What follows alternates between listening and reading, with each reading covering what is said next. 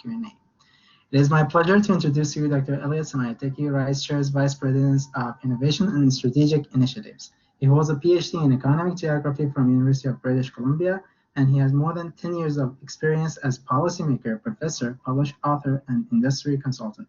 Dr. Siemiatycki, thank you for accepting our invitation and joining us today. We're all ears.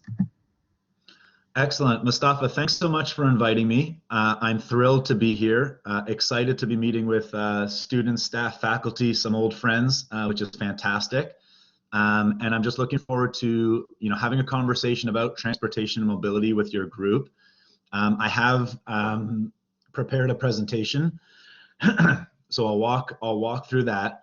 But I wanted to start by just giving a high-level sort of overview of myself, where I'm coming from. And then I'll jump into the presentation, and I'm hoping that this can be as interactive a presentation as possible. So if there are questions, thoughts, provocations, I'm happy for this to become more of a conversation rather than a monologue, but I will obviously leave that to everybody. So my name is Elliot Siemiatycki. I am the Vice President of Innovation and Strategy with RideShark, which is an Ottawa-based mobility company. For those who are looking at my last name and wondering if that name looks familiar, because there's only so many of us in the world, you may know my brother Matt, who is a transportation planner at U of T in the School of Planning and Geography. So it is a small world when you have a last name like mine. And I have had a number of engagements and connections into various folks at the university, so I understand the strength and expertise that exists in this space. And before I came to RideShark, I worked in Ontario's Ministry of Economic Development in the automotive and mobility unit. So I have sort of a mix of policy, academic, where I was doing some teaching, and now industry experience, and a lot of it has been in the transportation sector, and certainly over the past few months, as I've transitioned into this new role with RideShark, getting a real feel for the marketplace for mobility, and the movement, the accelerated movement towards digital tools in this space. And so that's what I'm going to talk about in my presentation in terms of what we're doing at RideShark and some of the sort of trends and patterns and examples and case studies that we're working through, just to give you all a snapshot of how a 20-person Canadian mobility tech company is trying to work through some of these transformative changes in mobility. As I said, happy to take questions, happy for this to be more of a conversation. I am going to start sharing screen, and I'll get into my presentation, and if there are questions, feel free to just pipe in. I have no problem with that. So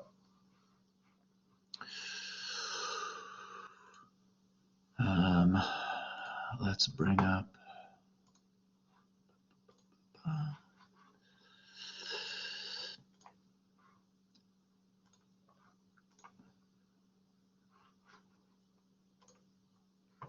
okay, so can you see my screen here, Mustafa? Are we good? Yes, we're good. Thanks. Excellent. Okay, so RideShark. RideShark is a 15-year-old Ottawa-based transportation technology company. I'll say a little bit more as we get going, but our sort of product is, we've trademarked the term unified mobility, and so my presentation is titled Achieving Unified Mobility. That's what we are trying to do, and we've been in this space for 15 years. We started as a carpooling solution specifically for corporate customers. We've evolved into something akin to a transportation demand management solution or a commuter management solution, again, mostly focused on enterprise. And now we are evolving again and pivoting into a full-fledged mobility as a service solution. And so I'm going to discuss sort of what that looks like and what that means, and then get into some of the sort of examples, case studies, learnings that we've taken. So in terms of an overview, I'm going to talk a little bit about mobility platforms. What is a mobility platform? What's the sort of idea? What are we trying to solve for and support?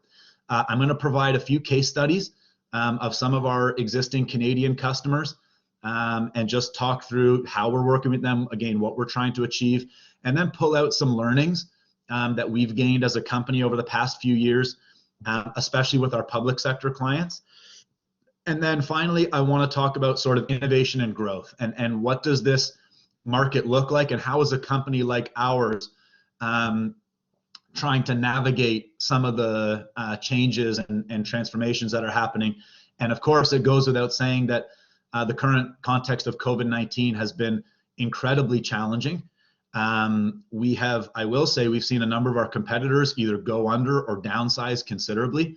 And that's actually presenting some opportunities, but we've also been forced to do a few layoffs, and we've seen probably activity on our platforms down about 30 to 40% over the last 8 or 9 months. So it is a very challenging time, I will say. People obviously aren't moving and going places the same way that they were, and so that's a considerable part of our strategizing going forward in terms of what do we need to do to pivot to make sure that we are relevant in a post-COVID world. So I'm going to get right into it. Again, if there's any questions, don't hesitate. So what is the mobility platform, and what is the RideShark mobility platform? So RideShark provides a commuter management or mobility platform that is turnkey. So it enables our customers to basically take something on very quickly. And it is modular, so they use particular components of our technology as they wish. We are a software company, so we're not, we don't own rolling stock, we don't own vehicles, we don't have hardware like telematics. We have partners that do some of that stuff, but we provide the software layer that enables people to plan, book, pay, and track their trips. And so we don't go directly to the consumer, so you won't find the RideShark app directly in the App Store and the Google Play Store. We are what's called in business terms a B2B2C, so we're business to business, and our customer goes to their stakeholders, who's the end user.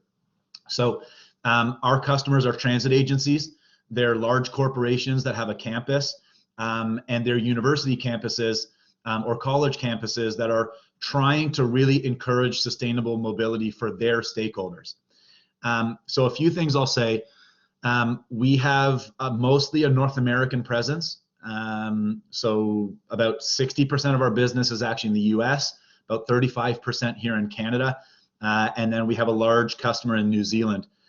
We are looking at sort of global export, although that's a challenge right now, again, given the travel restrictions. But we are a North American sort of based company. And I should say before I get going, and maybe I should have said this before, but I'm in more of a business development and sort of innovation role than a technical role. So I know probably folks on the call are more on the technical side, and I'm happy to get into some of the technical aspects, but I will admit I'm not the sort of technical lead for this stuff. My job is to promote, to innovate, and ultimately to help sell our platform to customers. So what you're looking for here is, or what you're seeing here, are some of the core features of what the platform does. So it's a custom branded, so we call that, or in the business that's called white labeled. So again, you wouldn't see RideShark basically anywhere on our customer sites other than some small print at the bottom. So, our customers, our corporate customers like PwC, Disney, they're putting out Disney Rideshare or PwC Rideshare or PwC Commuter. So they have their own apps. We develop those apps. They have their own desktop and mobile views. We're developing all of that for them, but it's their branding, it's their marketing, their communications going out to their users. I'll talk a little bit after this about the actual modes that we encourage. But as I said before, we started as a carpooling company, so carpooling and van pooling is the key sort of offering, along with public transit. So we ingest GTFS data, GTFS RT data, so we have full sort of public transit trip planning. The key component of what we do is really trip logging and trip metrics, so that people and organizations can track their trips, what we call trip metrics. So, you know, how many single occupancy vehicle trips did we avoid in a year? How many GHG emissions did we avoid? How much fuel cost savings did our users achieve? For active transportation, how many calories did people burn? Those are all the types of metrics that our organizations are trying to gather and roll up and report on as part of their HR, employee engagement, sustainability efforts. So we provide all of that automatically in the app. We also, for our carpool, vanpool, and shuttle solutions, have a full in-app and communication solution. So people are paying, or they're in some instances getting paid to take a shuttle. All of that is integrated into a company's HR and payroll. We're doing, you know, taxation, parking management, and then I'll talk about some of our third-party API integrations, how we're integrating e-scooters, integrating active transportation apps like Fitbit and Under Armour and Strava. All of those are data sources that we're bringing in, and we're playing the role of the platform that enables people to, you know, again, plan and book their trips, but also gather information that's helping to provide them with their metrics, their stats per se, in terms of their travel, their travel patterns. So, you know, we're often asked, like, you know, what kinds of modes are you supporting, and what do you provide? What does a mobility platform support? So you'll see here on the bottom in orange, the foundation of any mobility platform is that trip planning engine. So, you know, for us, you enter on our app, you're entering your origin and destination. So as I like to say, this is basically like Google Maps. You're entering your origin and destination, except for us, driving alone isn't an option. So in the list of options that come up, carpooling, vanpooling, if an organization has that option, obviously public transit, biking and walking is absolutely key. And we also do buddy systems. So a lot of organizations, employers, they want to encourage biking. So they'll say, you know, we want bike mentors, or we want walking mentors, or we want public transit buddies. For example, if you're a company who has, you know, is working on shifts, and your people at a hospital are getting off at 11 o'clock, and you want them to continue taking transit, you know, some people feel more comfortable taking transit with a partner from their organization. And again, we enable all of that matching through our app. And then micromobility, which is an increasingly interesting and important component of what our customers want. They want to see e-scooters on the platform. They want to see car sharing, so that an individual can get access to a car share and pick someone up on the way to work, and leave that as part of a free-floating car share. So those are those sort of third-party you know, integrations that we're focused on. And what we bring to the equation here, we bring the users. And these aren't any old users. These are digital-first users that are looking for a particular mode or a particular transportation option. So, you know, our coverage, the entire coverage, or the population coverage of our platform is more than 50 million people. Our active user base is between 750,000 to 1 million. Most of those, again, across North America. So we have a strong customer base that's pushing out this platform to their users, and those users have access to all of these different modes to get them to work, or to get them to their appointments, to use that platform, frankly, however they want. And so our job is to make that experience as seamless and as safe and as secure as possible. So I'm going to give a few examples of how we're doing this, who we're working with. But we do have an excellent roster of customers across those three major categories. So I'll talk a lot about the public transit and government agencies. That's a key component of what we do. But we also provide this solution directly to large corporations, Fortune 100 corporations, as well as universities, which is actually universities and hospitals, which are actually a growing component of our customer base as well. But here's the first one. This is EXO Montreal. So EXO is one of the regional transportation agencies in Montreal. And so for them, we're providing a carpool and parking management solution that enables people to create a carpool and then get preferred access to their parking lots at their park and rides. So one of the things, and I'll get to this in a moment, one of the things that we find is that providing incentives is a key way to enable and engage users in a platform.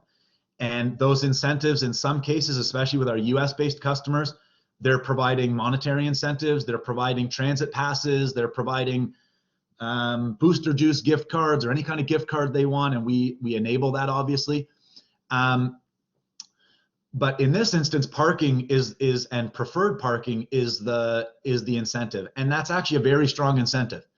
A number of our customers are doing exactly that, and again, we integrate directly with parking management systems so that we can digitally and automatically present someone with either a QR code or with some form of validation that they get that spot. And so you can see over the past decade, basically, the number of active users of this system in Montreal continues to go up, which we're very happy about. And this is, sustainably bringing people, especially those in suburban areas of Montreal, where it's harder to service some of those lower density communities. Here's an option to get people to carpool and to find those matches, to bring those people into a hub and then allow them to get into other parts of the city. So this is, again, the type of one of the types of solutions that we're providing, especially for public transit and government agencies. And I will say that we're doing this for customers and communities large and small. So here on the left, you can see Metrolinx, which is one of our more recent customers. This Way to Go solution is very similar to what you would have just seen in Exo Montreal. And this was ready to launch in spring of 2020. Those plans obviously got delayed given COVID, but we're actively working with our reps and the team at Metrolinx to get this going according to their timelines and safety guidelines. And obviously we've updated all of the safety procedures. We have a health and safety screen that some of our customers are using to make sure that individuals are riding safely on the platform. That's obviously top of mind for us at the moment. But what you're seeing here is, again, these are all custom branded sites. So we do all of for our some of our customers do it themselves, but many of them ask us to do it. So we're doing the design, we're setting up the websites, we're setting up the mobile apps. It's really a sort of full serve option and solution that we provide to our customers. So obviously the GTA on the left of your screen, that's a large community. We're also working with smaller and rural communities like Renfrew County, which is just west of Ottawa. It's the largest county in Ontario. It covers Indigenous communities. It covers parts of Algonquin Park. It covers some smaller sort of towns in that region. And so in this area, the type of solution that we're providing is very different. It's working directly with some of the key employers, key social organizations like hospitals and elderly care homes, to provide particular types of transportation solutions to those users. And so, the real sort of unique and key aspect of our platform is that it's totally flexible, it's totally modular, and it's being used. There isn't, there's no customer that's using the platform in the same way as another. They're all using it differently. And for us, that means turning off particular modules, turning on particular modules, and then working directly with those customers to design the strategy to actually get out to the people and advance the usership and just advance the actual value of the platform. So that gives you a snapshot. It's harder to show what some of our corporate customers are doing because those aren't public systems per se. And our university segment is growing very rapidly, which we're happy about. especially as universities are planning their return to campus in 21 and what that looks like. In the US, across the US, that's been the biggest area of growth for us in the last 6 months, basically, is some of these universities and colleges planning how they want to come back and what tools they want to make available to their students, staff, and faculty to make sure that they can safely and sustainably get into campus. So that's a growth area for us. So I want to just abstract away from some of those examples and just give, here are some of the high level things that we're learning as a company, that we've learned from past experience, and maybe just take a moment after this to see if there are any questions or thoughts about what I've presented so far. But here, from my perspective, being in the group over the last 5-6 months, here's what I'm taking away and here's what I've learned. So number one, this whole component of planning and logging your trips and doing that as I'll speak to that in a moment because it's an interesting sort of dynamic. But this whole idea of digital first and getting trips logged on a calendar and being able to see all of that in advance, that's a key part of nudging people into a different set of travel commute options. And anytime you do something in advance, the research shows it's easier to sort of follow through. So if I say, if I go into our platform and say, okay, here's my trip profile, Monday and Wednesday I'm going into campus, Thursday, I'm studying from home, and Friday I'm gonna, go in and work at a shared office or something like that. If you put that commute calendar into play, we're automatically presenting the options, and you can choose, okay, this day I want to carpool, that day I'm going to take public transit. Friday is looking like it's really great weather, maybe I'll try an e-scooter. All of those options are enabled by the fact that someone is thinking and going in advance and putting the trips that they want into their calendar.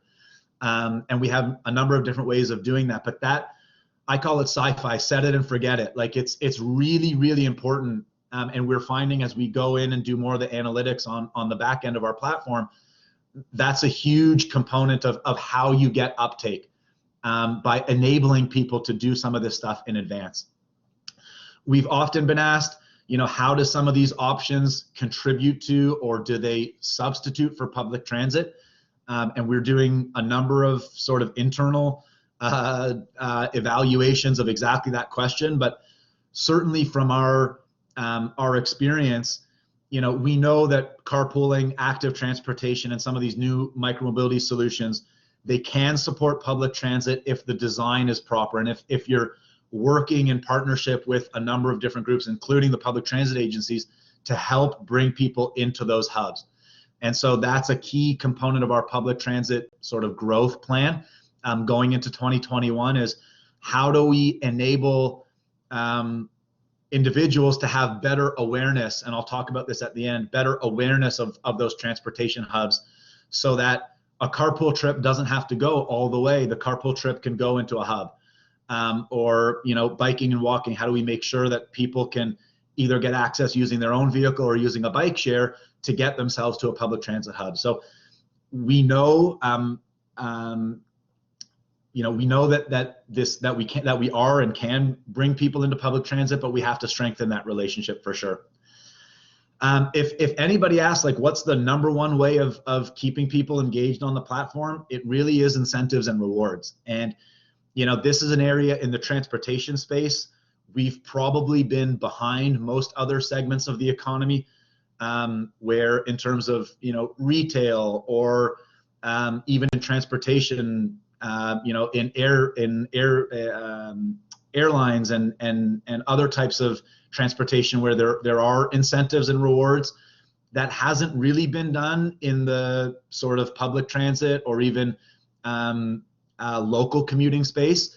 But I think the time is now, and we have a very robust incentive management platform that enables our customers to provide whatever types of incentives and rewards they want.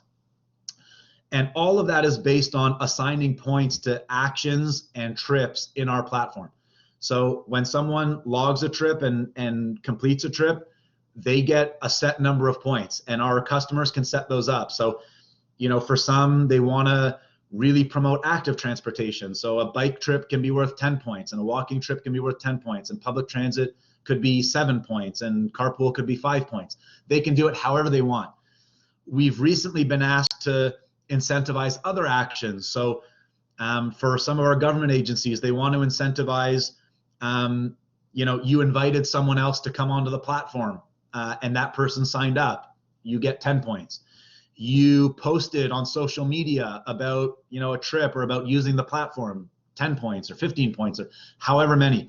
All of those points are logged in the system, and our customers, our customer administrators are able to design whatever types of incentives and rewards they want. For some, it's, everything from gift cards, public transit passes, milestones and badges and different types of sort of recognition, to contests and competitions. There's lots of different ways that our customers are bringing these incentives and increasingly sort of gamifying people's trips. And we really think that that's a key component of getting people interested in different types of travel patterns, but also earning people's loyalty, by making it fun, by making it social and engaging with people in their communities. That's a way that you get people to actively seek out and work with some of these different and more sustainable transportation modes, rather than just, okay, I'm going to take my car, which is the easy sort of default. And so incentives and rewards and gamification is a key area of growth that we're seeing. And then finally, as we work with organizations to make transportation digital, essentially, because that's a lot of what we're talking about, is when you plan a trip, you're not just going to the bus stop. Most people are now doing some form of digital first. They're going on the computer, they're seeing when the bus is available, they want to know how many people are on the bus. So this whole digital first means you have to be ready for what it means to be in a digital space, and that, in terms of privacy and cybersecurity, means holding people's personal information. And I can tell you that we work with a lot of companies in terms of holding their hand down the path of, okay, here's what you need to be prepared for. Here's what you need to be thinking about. Here are some of the certifications you might want. So all of those issues around privacy, cybersecurity, and safety are absolutely key to us. I will say we're very careful. We are not a data seller. We're not a data miner. We're not a data aggregator. Our customers own their data outright. And so, they're the ones that are in charge, but they often need some hand-holding in terms of getting them to understand the responsibility of holding people's personal information, but also their travel information. We know where people are going. We know what time. We know if someone's stopped off at Starbucks. So, having that information requires them taking responsibility over it. So I'm wondering, I want to take a little bit of a break, and Mustafa, maybe you can key up. I don't know if folks have questions. I'm not able to see a chat box or a question box, but if there are any questions or thoughts, I'm happy to take those now. Yeah, so audience can use a chat box to ask their questions, or they can raise their hand, and we'll give them the permission to turn on their audio. So I'm not actually, I don't know if I'm doing something wrong, but I'm not seeing any of that interface as I present. So if folks have questions, feel free to put them forward. Actually, I had a question about the scheduling that the commuter will do on the platform. So yep. just something like came up to my mind, that how people feel with the privacy that's sharing their weekly schedule on this sort of a carpooling program or application. How do they feel about this one? That's a great question. So here's what I'll say. Whenever we have the conversation with customers, the first thing they ask is, how easy is it to log a trip? We want it to be as easy as possible, because we know, the more manual it is, the more someone has to log in. Every time they log in, that's a friction. So the easier we can make it to log a trip, whether it's a carpool trip or a bike trip or a public transit trip, the better. And we say, yes, absolutely, that's true. And we have a number of different ways to log trips. The truth is, the more automated you make that process, the more you start to run up against privacy and cybersecurity concerns. So here's an example. We have a feature that we released this year called Live Auto Trip Track, which basically means as soon as you put in your trip profile or your commute calendar, I'm going to be going to work. I'm going to be traveling from my home to my work, and I'm going to be doing it this set of days. If you click Auto Live Trip Track, you do not have on your and doing this on your mobile, you do not have to do anything else. The next day, as your phone will be tracking you, and as soon as you start that trip, it identifies, okay, this trip has started, and it follows you along your path, and it says, okay, you went where you were going, and as soon as you're done, it logs that trip. Now, we take care to enable anyone can go back in and move trips off their calendar. If someone went to the doctor or didn't go in to where they said they were going to go, it isn't automatically logged. So they can decide it's logged actually on their phone. So it's logged locally rather than in the back end in the database. But you're absolutely right that the closer you get to automating everything, the more you rub up against privacy and cybersecurity concerns. And so what I will say is, at a high level, our platform is absolutely designed for privacy. So at the very core foundation, no one is seeing anyone's email, their phone number. We're not sharing any of that information with anybody. So when you go in, no one is seeing other than your name and actually your car, if you're doing carpooling, because we need that for safety purposes. We're not sharing anybody's personal information. As you put in your home address, absolutely nobody is seeing your home address. They're seeing your sort of general location on a map within, let's call it 100 or 100 square foot radius or something like that. So even when your little flag is on the map, it's certainly not locating your home. And so, that is a challenge. You've identified a challenge in terms of how you enable people to easily and seamlessly go about their trips while maintaining privacy.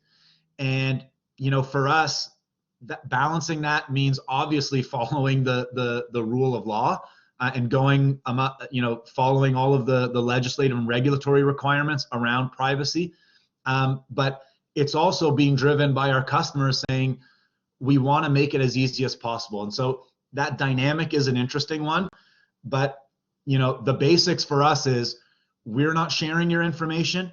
If you get into a conversation with someone on the app and you decide, okay, let's set up a carpool. Some of our, users, they want to meet at a Walmart parking lot before they start a carpool just to meet someone. That's absolutely up to them.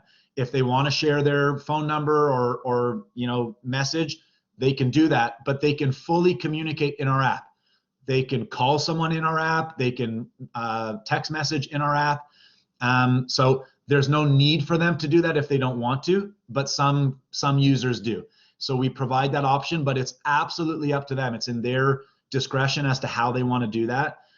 But you're right, that privacy question is a key one, and it's only going to become more of an issue, I think, as we start to see more integrations, more third-party integrations, and more automation, frankly, of our travel patterns and travel planning. So it's a great question. I don't know if that answers it, but that's what I'd say. Yes, thank you so much. So we have Professor Farber, who has a question. Hey, yeah, hey, Elliot. Hey, Steve. So, yeah, my question is about,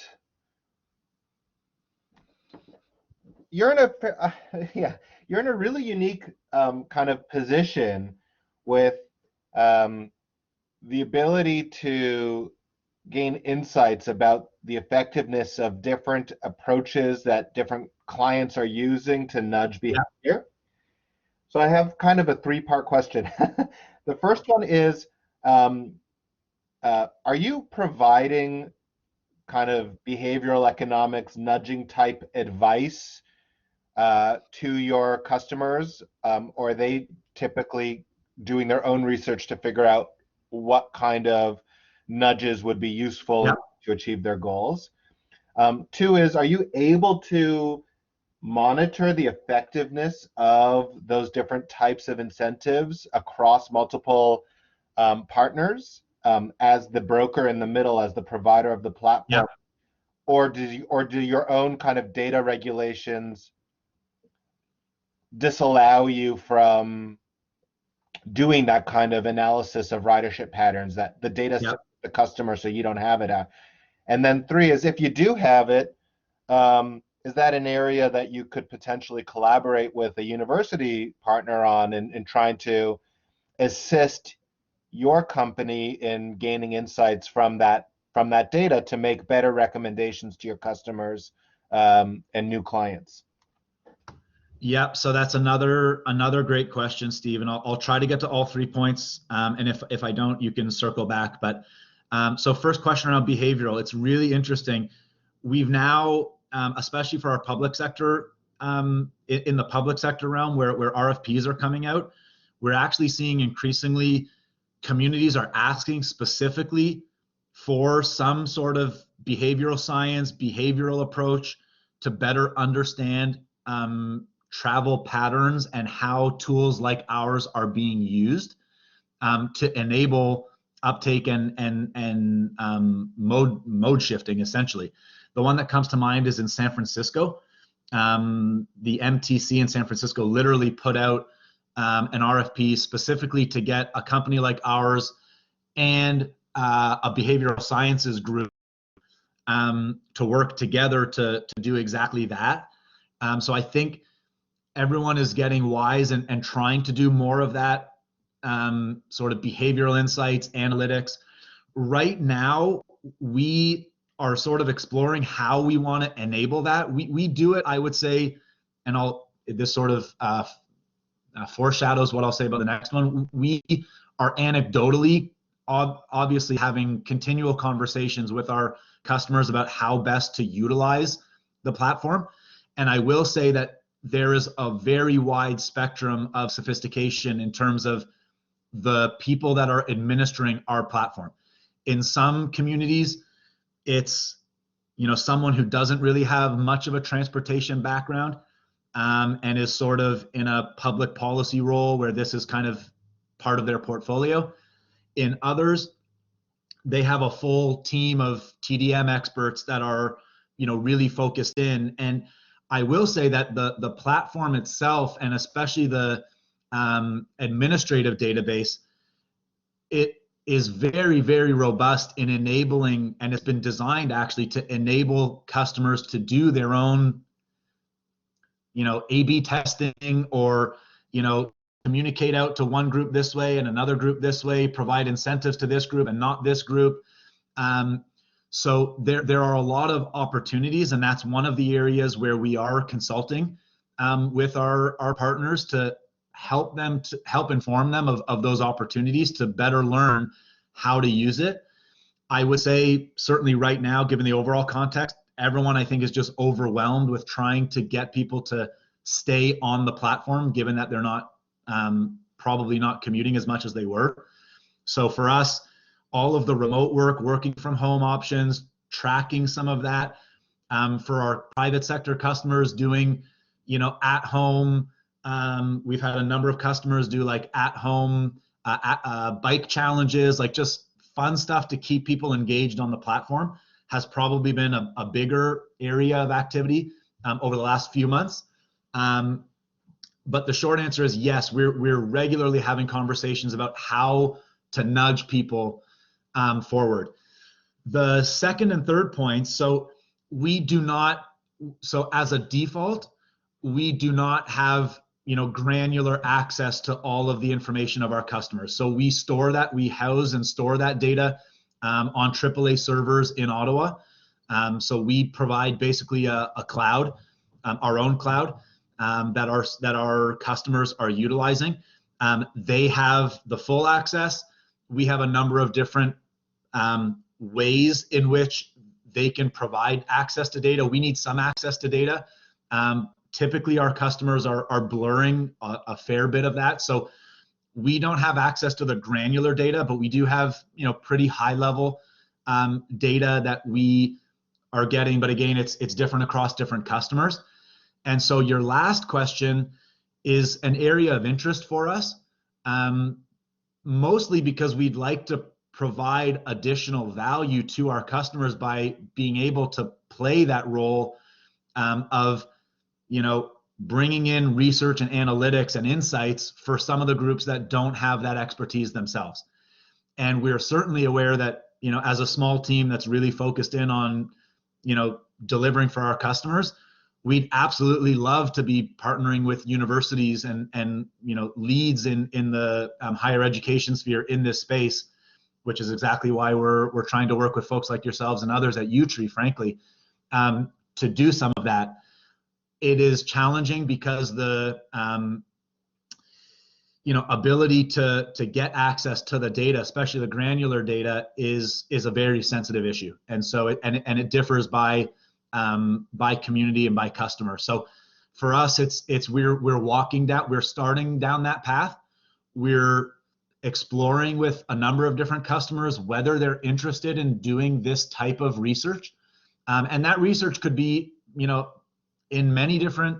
It could be about commute options. It could be about incentives. It could be around equity questions and who their users are, because we do gather some demographic data, especially at the outset. So, there's lots of different types of questions that we could be utilizing through the data that we have, but it's all up to our customers to decide how they want to use that data. And traditionally, they've been pretty, unwilling, frankly, to share. But I think some of that is changing as they realize that, they have to provide value and they have to iterate on their use of the platform. So I'm hopeful that we'll be able to find some customers that want to do this type of research. It's new for us, but we are absolutely looking to do that. Thank you so much. So we have another question on the chat box from Professor Shalom. Great. Does your platform support on-demand transit use cases? Does it support, sorry, say that again? Does your platform support on-demand transit use cases? On demand. I'm gonna leave that one for now and get to it. It's 3 slides away, so I'll get to that in a moment. The short answer is yes, and we're continuing to push in that direction, but I'll get to that in a moment. That's a great question. So if there aren't any other questions, I'll just keep going here. I don't have that many more slides, and then we'll get into more questions and more conversation, if that's okay. Sure. So I want to get into sort of what the innovation and growth plans look like for our team and the direction that we see things going. So, we now have this platform, and it's interesting. I don't think our founders, we are a privately held company.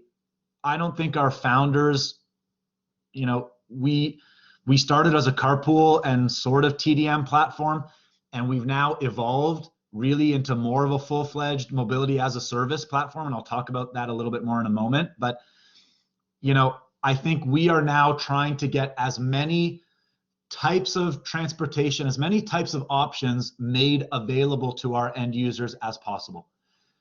So we're looking for partnerships, we're looking for pilots of different kinds. So we were really proud and pleased to be able to contribute to the booking and scheduling of this low-speed autonomous and electric shuttle pilot that happened in Ottawa starting about a month ago. Obviously, our company is based in Ottawa. The city of Ottawa was one of our first customers, and we continued to provide their Ottawa Ride Match site, which is essentially a carpooling site.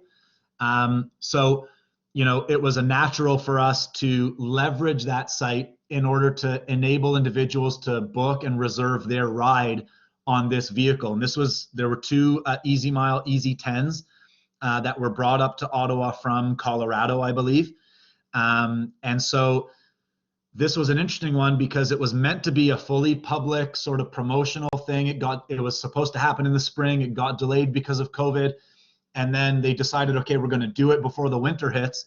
And instead of being that sort of public trial of this technology, it ended up being more of a research pilot where we weren't promoting to everyone. We were providing a specialized link to this subsite of the Ottawa Ride Match platform for individuals to safely book a ride for themselves or individuals in their social bubble. So people in their family, essentially.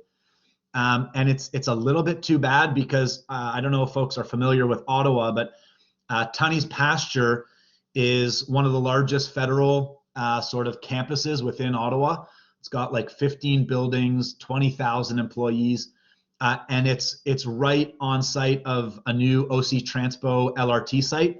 So the idea here was that this was going to be a full-fledged pilot of a first mile, last mile solution for those individuals getting off the train and going to their building, which is I think about a 1.5 kilometer literally square circuit.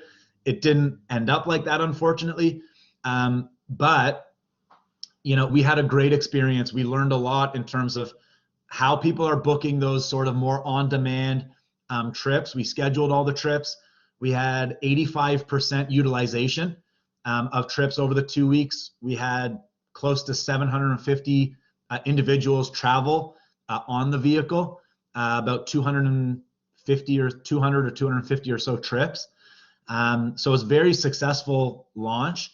And the team that was led by Invest Ottawa, but included Transport Canada, NRC, a number of other companies and players in Ottawa.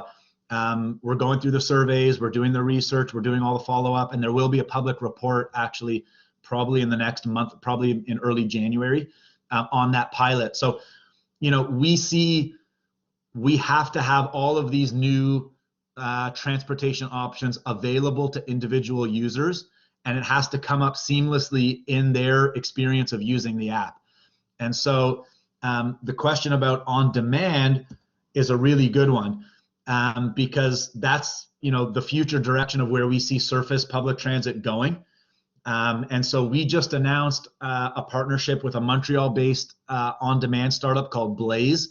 I don't know if folks have awareness of this company, but it really is exciting and amazing that Ontario and Canada, we've got a handful of really great companies in this on-demand transit space. So Blaze, but of course others you might know, Pantonium, Rideco, Spare Labs, and then of course there's other bigger players like Via who are very active in Canada. And we're really excited about this trend or this direction that public transit is going because it offers a smoother and more efficient way of getting people into higher order transit. And so we are sort of doing this first sort of initial partnership to try to integrate an on-demand transit solution into our platform. We're currently doing that integration and working with a handful of customers that are sort of shaping the direction of which way that'll go. But essentially, what we want to have available for the communities that have a Blaze on-demand transit solution in place is as they type in where they're going, it's fully integrated and bringing up the options for that. Let's say it's a bus or a shuttle or whatever type of vehicle is completing an on-demand trip, that option is right there in the list. And for us, it's now about fine-tuning, maybe carpool isn't the first option. Maybe it's, that on-demand option is the first option. Or we're, actively using, machine learning techniques and AI techniques to say, okay, this person prefers public transit over carpooling. So, or they were biking. So, biking is first in the list or whatever. And that could obviously change by the season. So in the winter, maybe biking is lower to the bottom. All of those things are active components of our user interface and user experience that we continue to refine to make sure that individuals have access to the best available transit trip for their preferences. And it's really all about their individual unique preferences. And so just like our customers, our enterprise customers are all using the system differently, we know that users are using the system differently as well. And we want to see more of this on demand get integrated into our platform. So we're excited about this partnership, and we're looking forward to building out more of these on demand solutions, not just for the big cities. We actually think that some of the smaller communities, rural communities, could be really interesting sites for this type of solution as well. And so, that's an active area of partnership and sales engagement for us on our side. And then finally, we are sort of revamping our own sort of transit tool and working directly with transit agencies to better enable full multimodal single trips. So what I mean by that is, when we say our platform is multimodal, we typically mean when you put in your search, you're getting a carpool option and a public transit option, and even Uber and Lyft are integrated into the platform, and e-scooter. All of those are options, and so that is the multiple modes. But for the most part, unless someone says, I want to go to a transit hub, if they say I want to go to the office, it's more than likely that carpool trip is going to be a full trip from their home or from their preferred pickup spot, which is sometimes a Starbucks or a Walmart parking lot, to their end destination. And what we want to see and what we want to enable is more of this dynamic, multimodal within a single trip.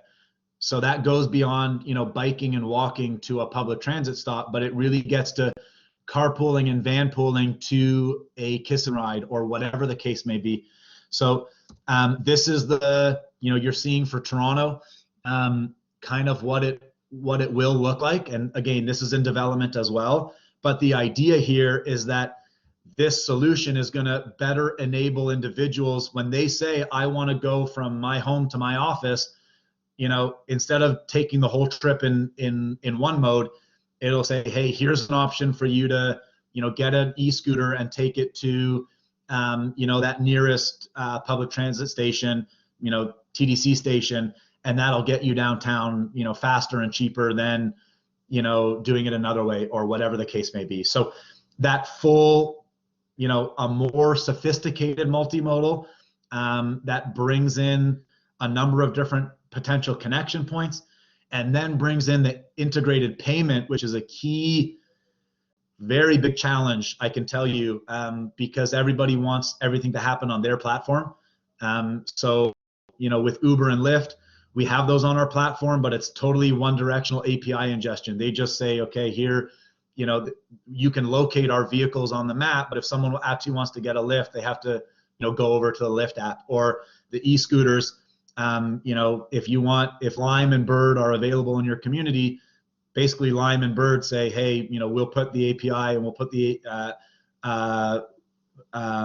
vehicle on the map for you, but you'll send people over to our platform. And that's okay to some extent, but not only does it make it difficult to integrate those trips, it's also a challenge because we don't get trip completion data. We don't know if that individual landed where they were going, how long it took them.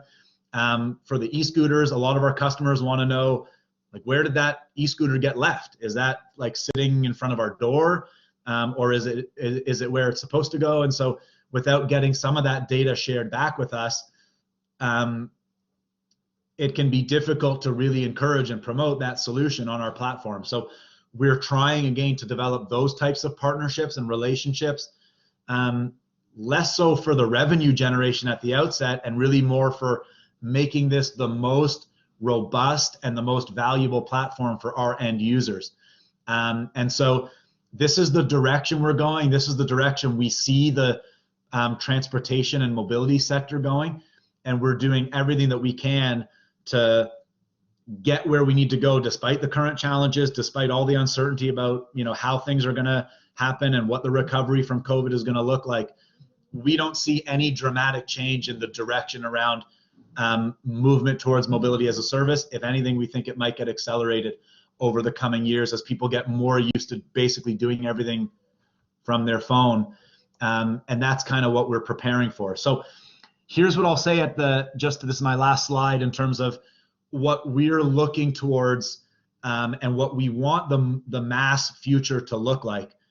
As I said, my personal belief is that, COVID isn't just a disruption, it's an acceleration. People are more used to shopping online. They're more used to going to the doctor online. They want to get their, license and driver's license and health card registered, get all of that online. This isn't going away, and so the way that people are going to travel is increasingly going to be defined by their digital, the digital tools that they choose to use. And so that's lining up and pushing everything towards more of this online digital and having a customized mobility as a service solution that enables people to take the types of trips they want on their day, and that's customized to their preferences.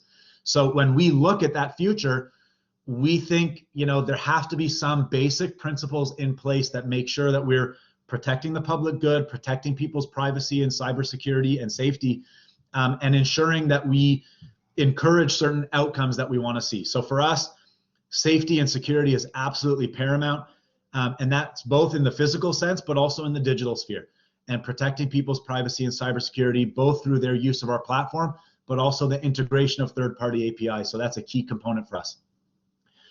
Equity, making sure that, these types of solutions aren't just available for certain members of the community, but that they're really supporting all members of the community. And that's, based on ability, based on language, based on, socioeconomic standing. We've got to make sure that these solutions make available great public transit and great transportation options for everybody in the community. And that is an area of focus for us going forward. Obviously, sustainability, our company was built because we wanted to encourage sustainability. We are a sustainable transportation company, but this is really about enabling different choices that better suit an individual's needs.